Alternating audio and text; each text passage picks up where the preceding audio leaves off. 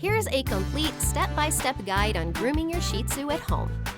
Step 1. Pre-bath brushing. Okay, so before the bath, you really want to make sure you get all those tangles out. Shih Tzus have thick fur that can get knotted pretty easily. I always start with a dematting tool to gently work through any mats. Then I switch to a de-shedding tool or brush. This helps get rid of all that extra hair Bella doesn't need. Step 2. Hair trimming. Okay, so I'm not good with scissors, so I just leave this step for a professional. But if you're feeling confident, you can totally do this at home. Just be careful around their eyes and paws. Those areas can be a bit tricky, and you don't want to accidentally nip them. Also, trimming the hair around their bottom is pretty important for hygiene reasons. Step 3. Bath time. Bella isn't the biggest fan of getting wet, but we found a way to make it work. I make sure the water is nice and warm, not too hot, not too cold. Then I use a dog-friendly shampoo to get her all lathered up. It's important to use a shampoo that's made for dogs because our human stuff can be too harsh for their skin. After the shampoo, I apply some conditioner to help keep her fur soft and manageable. Step 4. Brushing it out and blowout.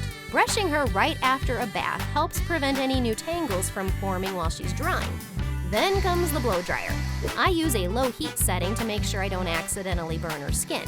Bella isn't a fan of the loud noise, so I talk to her and give her treats throughout to keep her calm.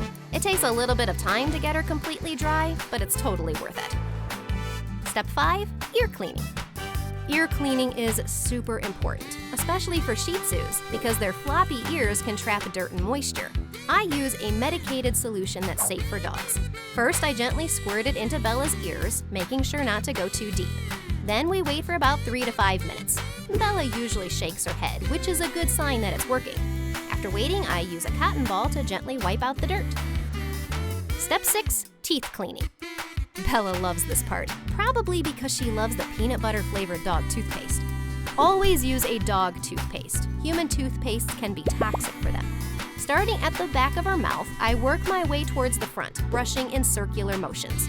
It's important to be gentle, especially around the gum line. Step 7. Nail clipping. Nail clipping can be a bit nerve-wracking, both for me and Bella. I make sure to have some septic powder nearby, just in case I accidentally cut too close to the quick, the pink part of the nail where the blood vessels are. The key is to cut small portions of the nail at a time and to stay below the quick. Bella gets a little anxious, so I talk to her softly and give her plenty of breaks between each nail. Every time I successfully clip a nail without any issues, she gets a treat. It's a good way to keep her calm and make the experience as positive as possible. Grooming your Shih Tzu at home is definitely a process, but it's so rewarding. Not only does Bella end up looking like a fluffy cloud, but it's also a great way for us to spend quality time together. In the end, patience and treats are your best friend through this journey. Happy grooming! If you found this video helpful, do check out our channel. We have got tons of Shih Tzu care videos. See ya!